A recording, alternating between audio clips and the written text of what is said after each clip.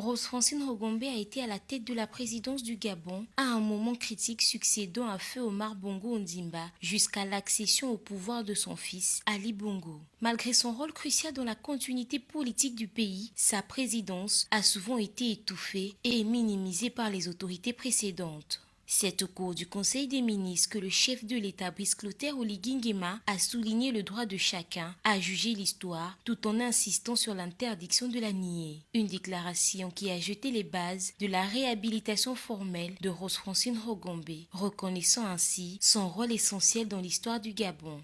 Le statut de troisième président de la République gabonaise de Rose-Francine Rogombe a été injustement éclipsé par les actions de l'administration précédente. Des efforts ont été faits pour supprimer cette période de l'histoire et décourager toute discussion à ce sujet. La réhabilitation officielle de Rose-Francine Rogombe représente un acte symbolique majeur. Cela va au-delà de la simple correction historique. C'est une reconnaissance du rôle fondamental de chaque individu dans la construction de la nation, mais aussi un signal fort contre l'oubli. Comme pouvait le dire Victor Hugo, les morts sont des invisibles, mais des noms absents. Rose-Francine Rogombe restera présente dans l'histoire en tant que troisième président de la République gabonaise.